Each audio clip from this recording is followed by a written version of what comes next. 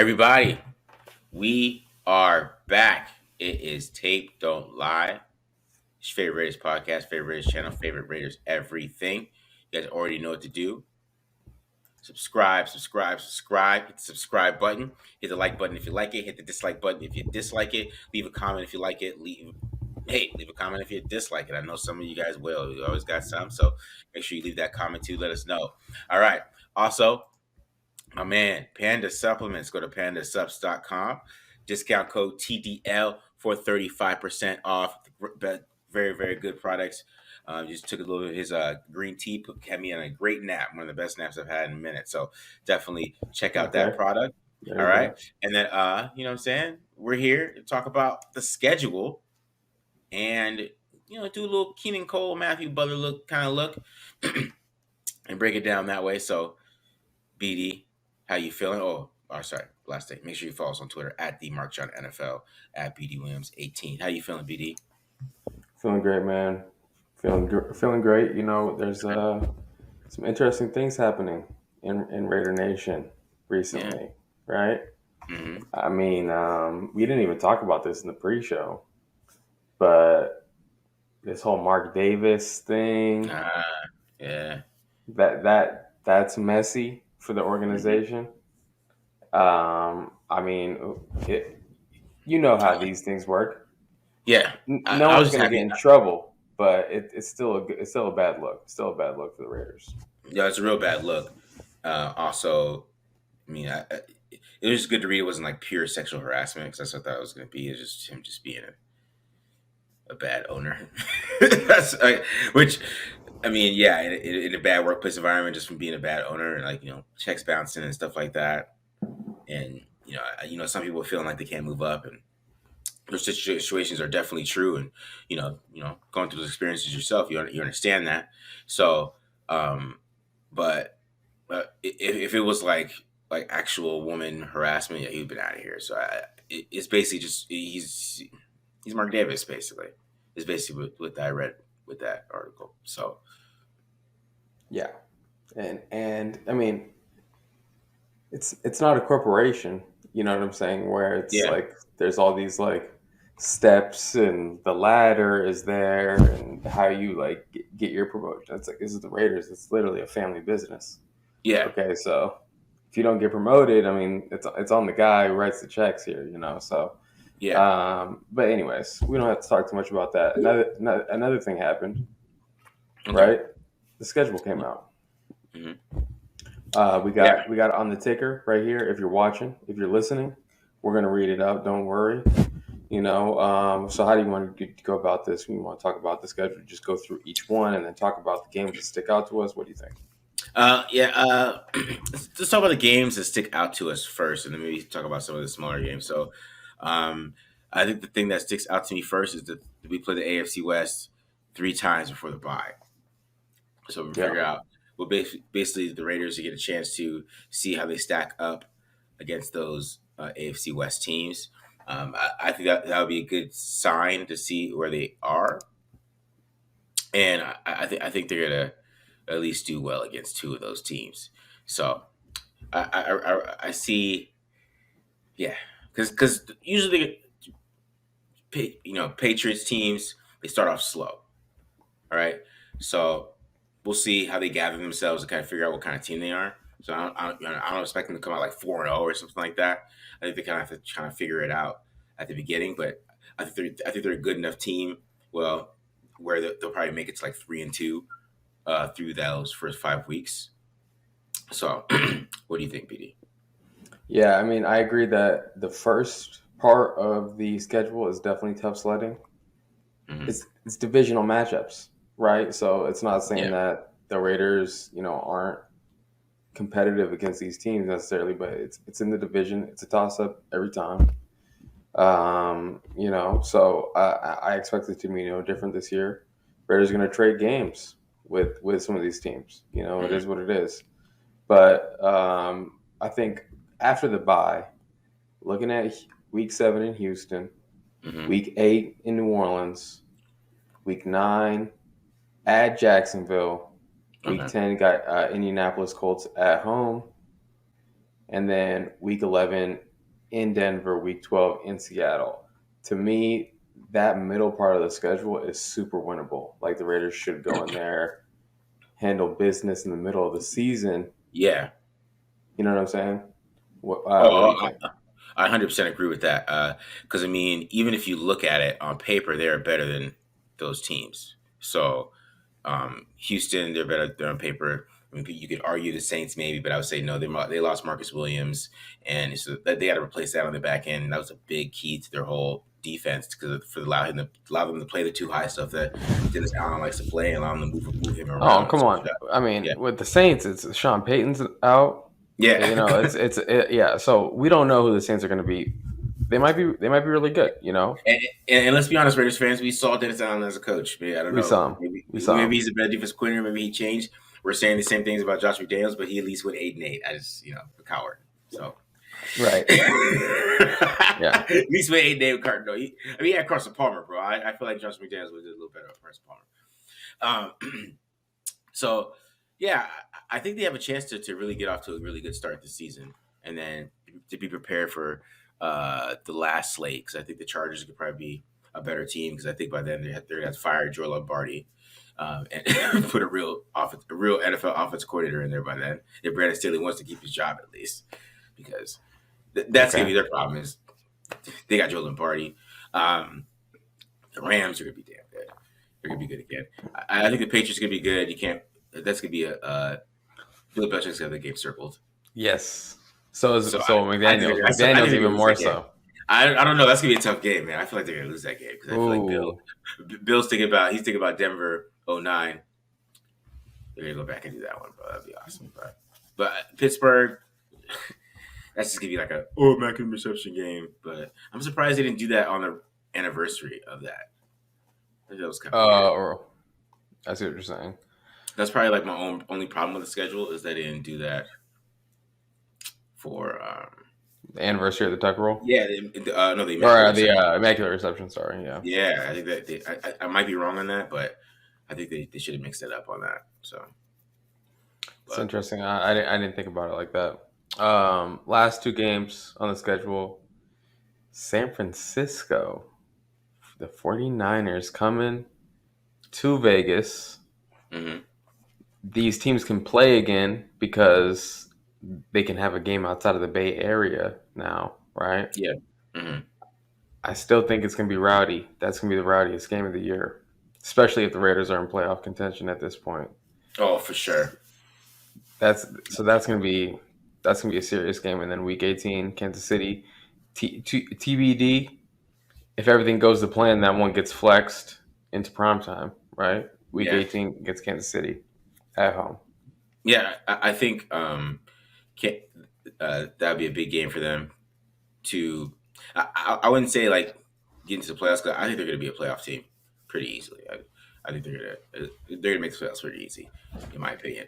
I'm, I'm maybe that comes back to bite me as a Raiders media, whatever this is, or film breakdown guy, whatever, Yeah, right? That right. might come back to bite me, but I feel very confident about this team just because they weren't as good as they are last year and they made the playoffs. So, and I think Derek Carr is a lot more locked in, and then Derek Warren's gonna be locked in, Javonte Adams is gonna be locked in.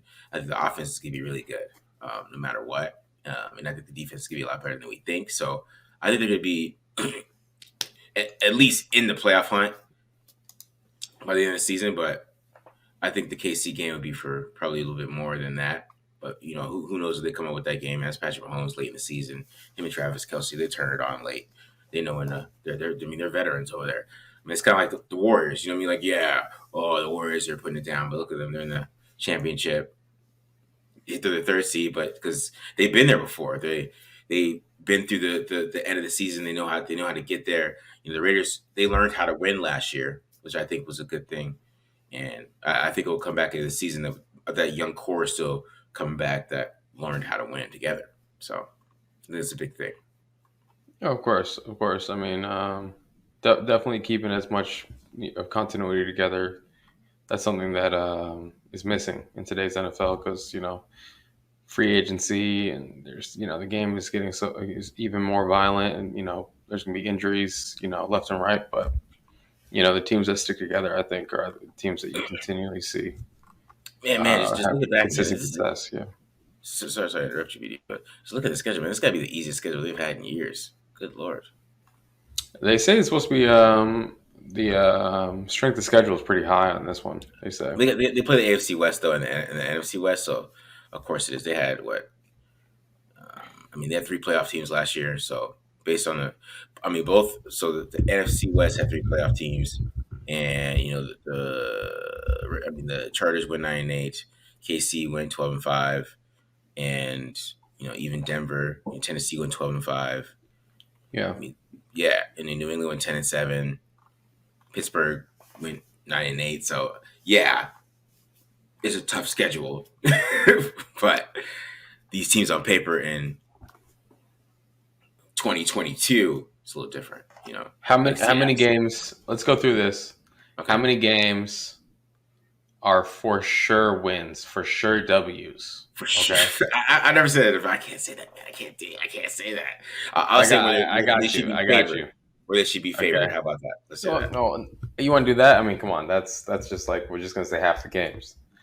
I for sure Week 7 against Houston. Yeah, they got to win at home after a bye week for sure. If they don't win that one, Josh McDaniels ain't the real deal. Okay? No, he's not. He's not. At Jacksonville, I don't care who their coach is. I don't care. yeah, they got to be Jacksonville. Yeah, they got to be Jacksonville. You know what I'm saying?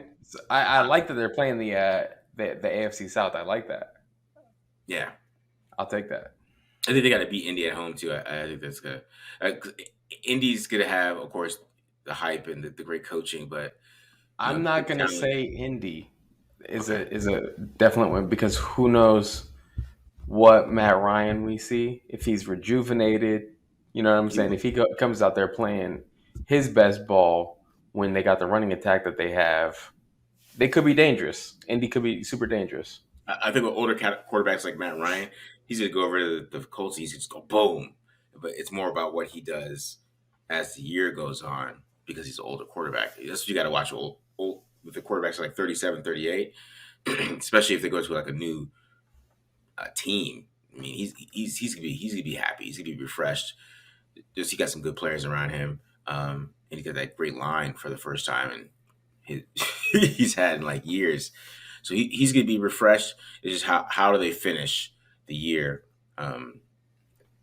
With him playing quarterback. So I expect the Raiders to be getting hot at that point and Indy to kind of be going down a little. So we'll see. Yeah. The last point that I want to make, going back to you talking about how they're playing the AFC West in the beginning of the year. Yeah. Okay, early, like in week 5, week 4, and week 1, AFC West. I think that goes in the Raiders' favor big time because these other teams, Denver's, they have a new coaching staff, okay, but for Kansas City, for Los Angeles, they're gonna have to figure out early on, like, okay, what is the Raiders' schematic identity, right? Yeah. Especially the Chargers week 1, they're gonna be going into it blind. We're not though. That's the thing. Right. We already put a game plan. Hey, what did we do last year to stop you? And and how about we switch it up? Because that's the game. Because if the Chargers are smart, which I know Brandon Staley is, they're going to be watching the game they played against the Patriots last year. That's the game they're probably going to be watching, and they're probably going to try to expect that type of scheme to come against them. Because that's what I would do, I guess. So I feel like Brandon Staley's he is a smart guy. He's a smart coach. I think he's going to try to take that approach, but we don't know what they're going to do because they're such an adjusting team. Nobody knows except them. Yeah. So that's the scary part. So that's why I think, but they do sometimes start off slow, but maybe, I think you're onto something that maybe it is good for them to play some of these teams early because I think Arizona's going to be down a little bit. They're not going to be as strong. They're not going to have Hopkins, right? So we got them without Hopkins. They lost Kirk. So basically, we got Marquise Brown and AJ Green, I think, right? I think they finally brought back Green, right? And then and they never really have the best line. They never really address it. And then Kyler Murray, you know how I feel about Kyler. Just get your hands up, guys. I'm sure they'll be jumping like they did what the Patriots did back in the day. All So right, all right. Screw it. Week 2, Arizona, definite win. Definite win. yeah. I Book need that. it. I need that just because I'm from Phoenix. Yeah, I'm gonna have to go. I might have to bring some people with me. You know what I mean? You guys might have to go up there and have them watch that yeah. loss in person. So um, I think that the sneaky one is Denver because I think Russell Wilson's gonna have a good start too. He always does, and especially because we talked about the Chargers and Kansas City. Everybody already knows what they do, right? We don't know what Denver's gonna do, really. Are they Yeah. gonna run the ball, or is Russell Wilson getting his Drew Brees moment where he's gonna get to throw the ball 650 times? We don't know that yet. So it could be both. I mean, Yes. they could come out gunning it. And Russell Wilson, how I feel about him. I still think he's a top 4 quarterback. A lot of people will try to throw him off, but he had a good end. He played really well to end the year last year. I think that he's going to come out with a hot start. It's more about him with the end of the year, and we'll see how that goes. Teams figure out what they're trying to do and how to stop him again. But I think he's gonna be a little dangerous. That's kind of the game that's a sneaky loss for me. Um, Okay. I mean, yeah, I think we got to figure out a few things about that team. But yeah, on paper they're definitely situated pretty well. I mean, I guess Jerry Judy has some legal troubles, but it sounds like that's not going to be impact yeah. his availability too much. Cortland Sutton, I'm guessing, is coming back. He still plays for them, right? He didn't get like traded. I didn't miss that or anything, No, right? Cortland Sutton's on there on that team, right? Yeah. no, it's just So it's a wide receiver twos over there. Everybody loves. That's yeah, I basically it. mean, I like Cortland Sutton winning outside the numbers. I'm not never really big on Jerry Judy. I don't like Tim Patrick, so I don't get the love that wide receiver group gets. But yeah, it's not like the worst wide receiver group. They got some good backs. They got Russell Wilson. They Yeah, got a legit defense. Up and down. DBs and defensive linemen there. yeah, So yeah, on paper it looks really good. So, but we'll see about the scheme and how it all meshes together. We'll see. yeah, But yeah, I like Kansas City early on in the year. I like getting a win against them. I'm not going to say the guaranteed dub or anything like that, but I think that the Raiders can steal a win from LA and from Kansas City early on in the year because they're going to be coming out with such a new identity. yeah. So I think they have a better chance early on in the year winning against those teams. The Titans game is an L though. Let's go ahead and mark that as an L. Mike Vrabel, he's gonna bring it to his little buddy. Tell you that. That's not gonna Hey, be. Hankins and Farrell. That's gonna be a game like because that's what I see. I see them losing to Tennessee and Denver, and the Tennessee games gonna be ugly, and the Denver one's gonna be close, and everybody's gonna be like, well, "Can we win with Derek?" And they're gonna be like 2-2. Can't wait for those conversations. Oh All God, right, you're already getting ready for it. yeah, I'm getting ready for Um, the after the 2-0 start. Talked about Patriots. Hmm. Okay, here, real quick. Week 14, Rams. Okay, going up against the defending Super Bowl champions Yeah, at their house. I mean, Los Angeles to Vegas. It's not that big of a trip. It's the best road trip you could do. Really, yeah, yeah, name a better one in terms of proximity. I guess Philly to New York. That's pretty close too. So, but it's a road atmosphere. The Raiders fans are gonna be there. I don't know. I think there's probably a better chance than a lot of people are giving the Raiders right now at this point. yeah. So circle that one, Raider Nation. I think that one's gonna be a fun one. The only thing I'll say about the Rams, I mean, they're probably the only close to dominant football team in the NFL. There is no dominant football team right now. That's why, I think the NFL right now is up for grabs because there is no dominant football team. You mean like there's no team like, oh man, that's scary. Like we were scared of some of those Chiefs teams the last couple of years. We're like, oh man, how do you stop this team? they got all these players on their team, all these great players. So um, now, I mean, if you think about it, there's no like, oh, this team is just loaded, and the only team that you can think of is the Rams, right? Um, so kind of feel from that perspective, that's gonna be it'll be a litmus test type of game to see how good the Raiders really are. Because I think the Rams are gonna be a really good team. I think Stafford's his confidence is gonna be sky high from having that Super Bowl, and he's gonna try to prove he has a chance to submit his legacy with all his stats if he can go and get another one. So I think he's gonna be hyped. He's gonna be ready to go, and but I think it'll be a litmus test game for the Raiders. But I think the Rams are just gonna be they're going to dominate the NFC because I don't even know a team that's really close to them over there, besides the Bucks. And that's just because they have Tom Brady. I have no real other reason than that. They got Tom Brady, so Tom's gonna figure it out. Third year in the system, yeah, it'll be fine. That's probably why I came back. Tom was like, man, I mean, it is my third year in the system, though. Maybe I should just make sure that nobody try to get the 800 touchdowns in my career. Make sure nobody passes any of my records. So Yeah, really. Gosh, this guy, single-minded. I guess that's why he's one of the greatest, or the greatest, really. yeah, like, he has to be at 700 by now. Somewhere close Crazy. to that. All right. Here I'm about to actually kick it to commercial break real quick. Okay. And then we'll come back and we'll do a video breakdown. Here we go. Everybody, it is your boy Marcus Johnson.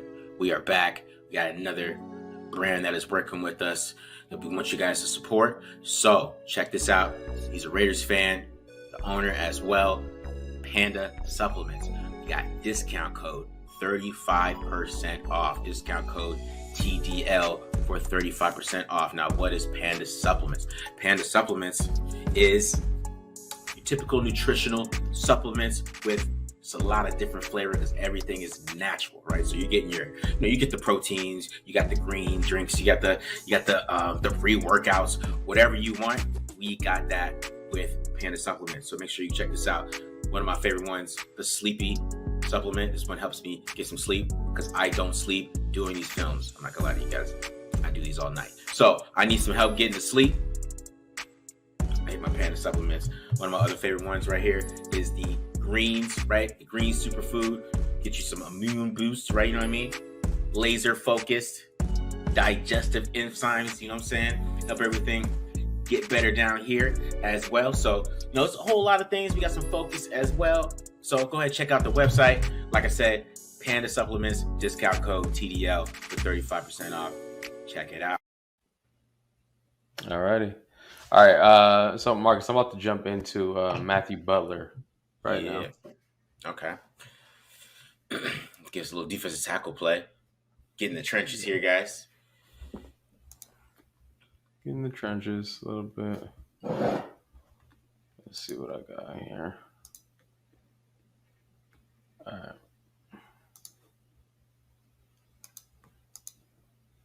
All right, so I'm about to go over, a little teaser, Matthew Butler. This is probably the only breakdown I'm going to do of his. So first things first, let's talk about the upside Matthew Butler has as a pass rusher. This is really where I think he slots into this defense early on and gets some playing time as a situational rusher. We see him here. He's at 3 technique, okay? And I love it when he stunts. He does a great job switching gaps with some lateral movement, okay? And we just see the penetration that he's able to get into the backfield. I think paired with Crosby, paired with Chandler Jones, getting that kind of penetration. This is a quick game. Okay, ball's out quick, but being the most explosive rusher here on this play, I think, paired with some really good defensive ends that prevents the quarterback from stepping up into the pocket. Here's another one. Okay, again, working laterally. And you see him here when he gets a one-on-one, okay, he's able to use kind of, I would say, above average upper body quick twitch. We see that here. Okay, quick wins. When he can win immediately, bam. Okay, he can get great pressure. Again, quick game. So the ball's out, but this does have an effect on the quarterback. Here's another one. Okay, we get rip through. I like how busy the hands are initially. Rip through, get around that corner. We see a little bit of bend here. We see a little bit of ankle mobility and flexibility to turn that corner. So he has some ability here to rush the passer. Here's another one. Okay, I just think the explosiveness laterally mixed with some decisive moves and being able to get pressure on the quarterback. Are these sacks here? No.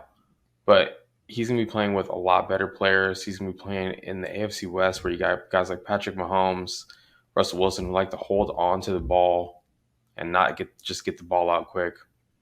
I definitely think that, again, as a situational rusher, okay, here's another one, stunting, moving laterally. Okay, we're going to get a twist. Defensive tackle, one technique goes to the A gap, opposite A gap, three technique goes to opposite A gap. Okay, we got a little twist here. No wasted movement, puts a foot into the ground. Okay, flushes that quarterback out of the pocket. It should be a low light, but it was a touchdown, so I took that touchdown out. Yeah, so I mean, I like him, but here's really the problem. Okay, that I have. Here's my knock on him as a pass rusher. When his first move doesn't work, you're not going to get anything out of him. Okay, here he is. He gets doubled. He gets stoned. There's no urgency to spin inside, hump move. Okay, fight. It's just we're just getting stymied, and that's something I noticed a lot on his tape. First move doesn't work, and he's not really bringing much extra. I don't see him able to string moves together. Here's another example of that. Kind of just like, oh, I got blocked here. I got jump set. I really wasn't expecting that. I'm just going to run, I guess, at the quarterback. Like, we got to detach here, spin inside, detach, get your hands off, get his hands off of you. I constantly don't see that in his game. So that's a question mark I have about Matthew Butler. I guess this is another example right here. Okay, of the hands. He just doesn't have anything after that. He goes for that little snatch trap, right? It doesn't work. What does he have afterwards? Are we going to get anything else? Are we going to get a rip inside? Are we going to get anything? So I guess that's really my gripe on him. Now, as a run stopper, it's an interesting tape for Matthew Butler. Here he is. He's in a 4-eye technique. He's going to stunt inside. And when he's getting penetration, he can be a very effective run player. Okay, I think plays this, if this is how he's going to be used, I'm all for it. And I would really welcome that kind of style of run stopping. You see him there on that stunt. Here's another one where he gets, again, laterally stunting into the backfield. This is a game that they're running. Okay, he bubbles this. Now the ball carrier has to bounce, gets that penetration. Okay, here's another one. Okay, where he makes himself skinny, fights through this, gets that penetration into the backfield. I think one-on-one, as long as his pad level is right, he can take on blockers one-on-one. So I have no issues with him there. He's going to be playing one technique here, or zero technique rather, here on this rep. Okay, again, penetration. Now, this is really the play that encapsulates Matthew Butler the best, in my opinion. Okay, great get off. Watch the get off. Okay, he's the first defensive lineman out of his stance. Okay, enough burst, explosion. He just catches this guard. This guard is completely look. Everyone else is blocking shoulder to shoulder. This guard's all the way in the backfield. He's blowing this play up, right? Okay, but look at his pad level. You see what I'm saying, Marcus? Mm-hmm. Pad level so high, he cannot change directions. So really, he should have blown this play up. He needs to be low. He needs to be able to detach and sink his hips, detach, get off this, and make this tackle against this ball carrier. Okay, beat this guy at least make an effort. But because he's so high, he can't even make an effort. It's taking him forever to react. So we have some good here. Great get off, great burst, great explosion. bad pad level, bad ability to change directions. That's really what we see from Matthew Butler. In the run game when he's asked to take on guys one on one. Okay, if the pad level's too high, and you see, look, pad level's high, he's going, oh, let me lower, let me sink my hips a little bit, wasting movement, not detaching. Okay, he can get blocked out, and I'm not sure that guy who's blocking him is an NFL player even. Okay, um, so I just think he's a little bit of a sloppy guy in terms of his technique. It's really everywhere. Where his eyes are. So I'm not super high on him when it comes to stopping the run. Here's one example. So I think that it is in him where he's got to take a guy on, get his eyes on the ball carrier, detach, get in on a tackle, but he misses the tackle, of course. So that's all I got from him there. All right. I, So you basically, know, a fifth round defensive tackle. All right. yeah, it's. I don't want to bash him. I like the potential for sure. Yeah. I like the Yeah. potential. The things that you can't teach. He's 6'4". He's 300 pounds. He's got great get off. You know what I'm saying? Those things are there. When I first watched him, I was like, maybe he's new to playing defensive end or defensive tackle. Maybe he's like a former defensive end who's playing inside. Because I noticed his eyes were everywhere. There's a couple, I ended up not putting him into the breakdown, but it's like the ball is like clearly over there and he's like running the opposite direction, stuff like that. So, I questioned some things about his game, but you can improve in those areas. You can't improve being big and fast and strong like he is. So I definitely see the potential there. And it sounds like Cleveland Farrell is not going to be playing on the defensive interior based off of some comments that he made during an interview. So really, outside of that one technique, because that one technique, zero technique, the nose tackle, that's Jonathan Hankins and Neil Farrell. Okay, Vernon Mhm. Butler, the 6 foot 330 pound guy that is coming over from Carolina. Yeah. He's not making this team. That's what I Okay, thought. I was about to say that. he's not making this team. So but the other spots, the other defensive like interior defensive spots, Hmm. okay, that's wide open. That is any guy on this roster. I'm gonna go through the names right now. Okay, literally any of these guys I'm about to name. It could be Matthew Butler, Andrew Billings, Hmm. Bilal Nichols, Kyle Pico, Kendall Vickers. All of these guys have a shot at getting that spot there. Really, even the Myron Tagovailoa Amosa guy, he's got a spot Yeah. there. Or I mean, he's going to be in the mix there. I don't know if he has a shot, but he's going to be in the mix at one of those spots too. So that's really going to be the biggest defensive tackle battle. The Hmm. position group battle is going to be the defensive tackle battle Hmm. outside of one technique. Yeah.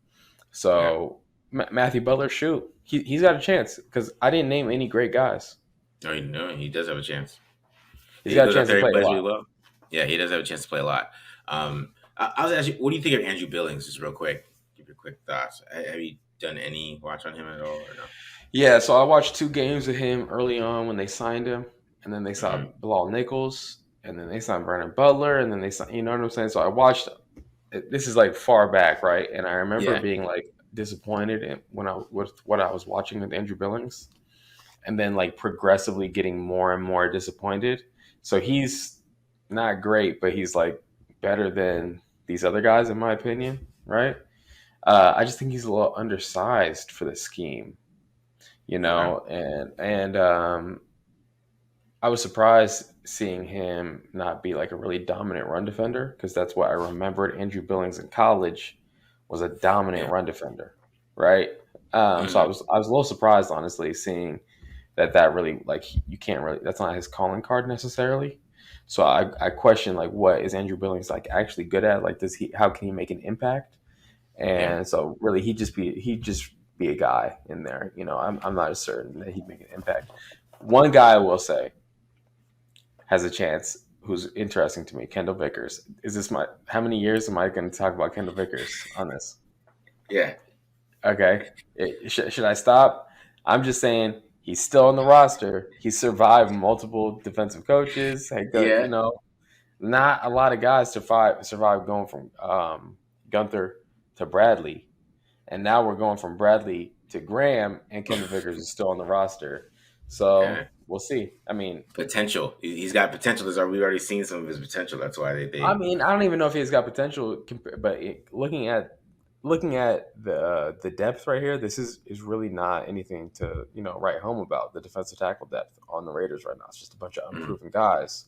yeah. So it's anyone's battle, including Kendall Vickers. Do you think that's more of like a scheme thing? Like, because I can, Graham, he loves to work defensive line. He's a defensive line coach. Probably feels like he do more stunts and stuff inside to create pressure. It's interesting to me because when I'm watching him against even I'm watching the Giants defense against Kansas City, okay? Mm-hmm. And the Kansas City guards and centers just blowing these defensive tackles, these Giants defensive tackles off the ball, creating these huge running lanes, right? Yeah. So I don't know what his deal is with like saying I don't need great talent on my defensive line, you know, but certainly Neil Farrell will help with that. And when you have like guys on the edge that you do with Crosby and Chandler Jones, I guess maybe you can just rotate a bunch of these guys in and keep them fresh. I don't know if that's maybe part of it as well. Just having a big Okay. rotation. Cool. We'll see. Cool. We'll see. All right. Last thing, everyone's talking about Bryan Edwards got traded. Uh, Keenan Cole is coming over as well. They signed Keenan Cole. So we can talk about that last before we get out of here. Edwards trade. Bryan Edwards, you said you like him in this offense as a blocker. I Yeah, don't know or when you inside. ever said, yeah, I don't know when you ever said you liked him for this offense as far as like winning outside. Can you elaborate on that? Is there a scheme fit problem here, perhaps, that people need to understand? He struggles with press, and that's a big thing for them. If you listen to Mick Lombardi Yeah, talk about wide receivers, he talked about them basically the whole route tree. He's like, if you can't get off the line, it doesn't matter if you can run routes. right, So they replace Bryan Edwards with somebody that can get off the line because that's what Keaton Cole does. Well, is he can beat press pretty good. Can he catch? That's a different story. He's basically like Nelson Aguilar without being Nelson Aguilar. He's basically a poor man's Nelson Aguilar. I'd right, rather have okay, Nelson, in my opinion. right, But Keaton right. Cole kind of fits the same role because he can win deep. Um, he Yes, also is a pretty good route runner too. He's not a great route runner, but he could beat the average corner in the NFL. So not every corner in the NFL is amazing Jalen Ramsey player. So when you have a guy like him who could beat the average guy, when you have some players go down, it won't be as bad when he comes in. So I think he's a good depth, very good depth player. Definitely should be the fourth wide receiver on this team. But I don't expect the fourth wide receiver to get that many targets. So that's why I think it's a good fit. And if Edwards does develop into somebody who gets those targets, that's great for him because now he might have a better opportunity for that there because over here he's not getting them. yeah, he's not going to get Yeah. him anyways. He Um, wasn't going to get him. So I mean, the other thing is, it's a great opportunity for him. I mean, Bryan Edwards should be through the roof on this. He mm-hmm. gets to go play with Marcus Mariota. He already knows him. Sure, Mm-hmm. Marcus Mariota might get replaced at some point. Yeah, I'm not saying he won't, but for right now, it'll probably be Marcus Mariota to start the season off. And he already has that connection there, and they're missing Calvin Ridley. It's Calvin Ridley, right?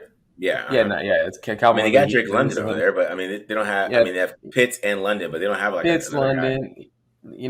London's coming off of a foot, right, or a knee, Mm-hmm. right, Foot injury. foot. So, I mean, I think it's a great opportunity for Bryan Edwards. Here's the other thing too. We could talk about Bryan Edwards. We could talk about the draft. We'll probably touch on that at some point in this conversation, Mm-hmm. and all this stuff. But if this front office comes in they evaluate and they go and say, hey, look, maybe Vegas isn't the right place for this guy. You know what Mm-hmm. I'm saying?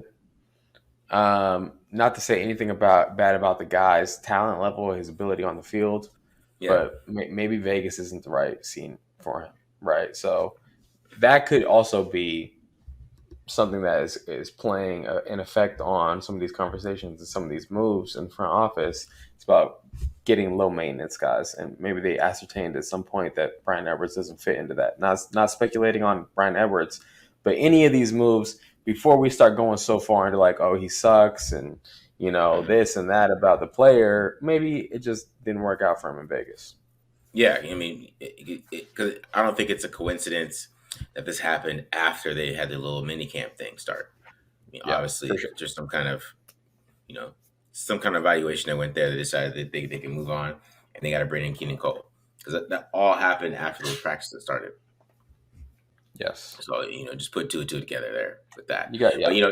that's Keenan Cole. He can run. He's basically poor man's Nelson Aguilar. I mean, it's the best way to describe him. There's really nothing. Doesn't really need to break down or anything like that. I probably do something on the side because I'm doing some Zach Wilson stuff, and I'm not gonna watch Zach Wilson for nothing.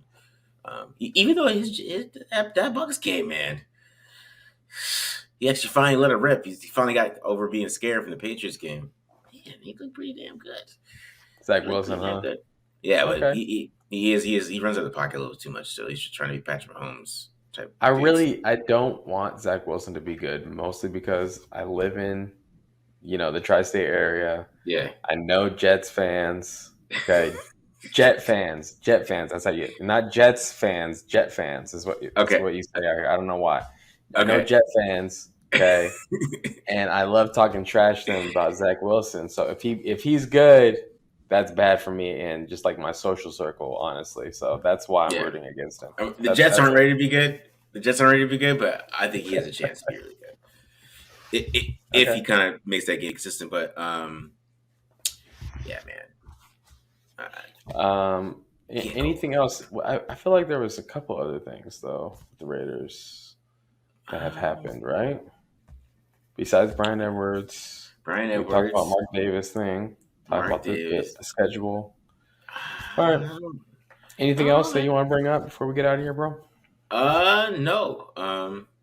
We're just I'm gonna be doing some Patriots offense stuff with Mac Jones, doing some going over some of these schemes and some of these plays in depth. So be on the lookout for those. And then I'm starting my quarterback breakdowns for the members. Um, so we can see some other quarterbacks in this NFL. We're starting those. Probably start off with about, I got the Zach Wilson ones, Justin Herbert's, maybe do some Justin Fields out there. So, we're gonna mix those in and just be on the lookout for those this summer, guys. Keep you that summer content. Because we're kind of in dead football season now. Unless something crazy happens. So just a lot of reviews and Yeah. typical tape don't lie stuff.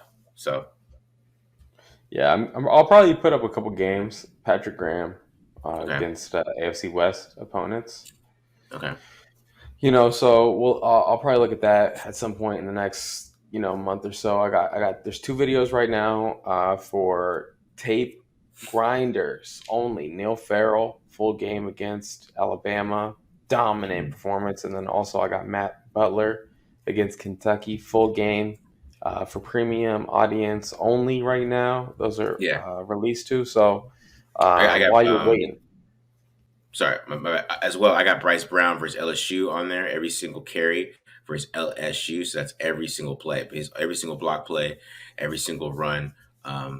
My bad, Oregon. Sorry, not LSU, Oregon. So him against Oregon, every single run, all 13 carries. Britton Brown, Britton right? Brown.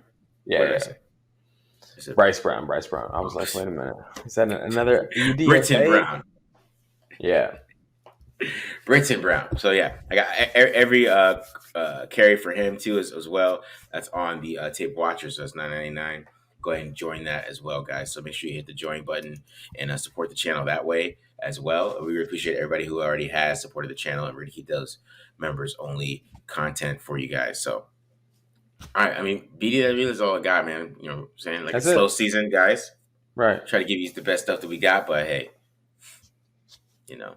fifth round pick, defensive tackle breakdown. Hey, you saw it here at TDL. Okay, make sure you Right. follow us on Twitter. Myself at BD Williams 18. All right. Marcus at the Mark John NFL. Go ahead. Last but not least, before we get out of here, any undrafted guys? Have you looked at any of them, and do you feel like any of them would have a shot to make this team that you have watched? So I am gonna get into Isaiah Polamau next. Okay. Yeah. So the more I watch of Graham's defense, I'm really questioning who's gonna play that other safety spot. Okay. If it's Duron Harmon, I'm gonna be upset. Um, if Dallin Levitt is still on the team, I'm gonna be upset. Okay, Okay. so I see where Jonathan Abrams is gonna play. He's gonna play on the second level. They're gonna get into dime. They're gonna do all these things. He's gonna play on the second level primarily. I see it. Okay, Mm-hmm. but that other safety spot, that's what I'm confused about right now. So I'm a little worried. And Isaiah Polamau, he's a safety. So maybe he figures into that equation. So I'll watch him. I gotta look at the list because none of the guys on the list really jumped out to me. Yeah. And I watched the Notre Dame guy. I watched Quinterio Cole. What school did he go to? That's safety. Oh, I think I wanted to say Georgia, but I don't think that's it. No. He's like Troy or something like that. It's like a Oh, okay. small school. Okay. I forget. I watched him, and he's not making the roster. I wouldn't imagine. But yeah, I mean, I don't know if any of these guys really have a good chance. If I do find a guy though, I'll that'll be the first thing I do. Bring him on TDL. Have you watched Yeah. all the Yeah. UDFA's yet? You watched them all? No. I Oh, watched okay. Trey Turner. I watched Trey Turner. I was like, oh, he's not getting. He never made the team. He already got cut. So kind of made sense. Yeah. I'll let some of this settle down a little bit here first. Yeah. Before I start jumping into. Look, when you start watching UDFA's, okay, Mm-hmm. this is how you know you got a problem. I would say this is like, but we do the teams with the best undrafted free agent classes. oh right, yeah, So right. on Twitter, like, come on, dog, man. You're looking for content at this point. My Well, we got favorite the is the best. people. Like, how do you even know that? Right. It's You just did like this not is my watch team with all my these favorite college guys. players. No way. You did not watch all those guys. My favorite Shut college up. players countdown. My favorite is when people go like literally the day after the draft, they start like getting ready for the 2023 draft. Like, all right, you gotta come on, man. What are we doing right now? That's too much. That's too much for me. I know, man. All right, guys. Make sure you hit the subscribe button. Subscribe. We are out of here. Hope you guys enjoyed this episode of Tape Don't Lie.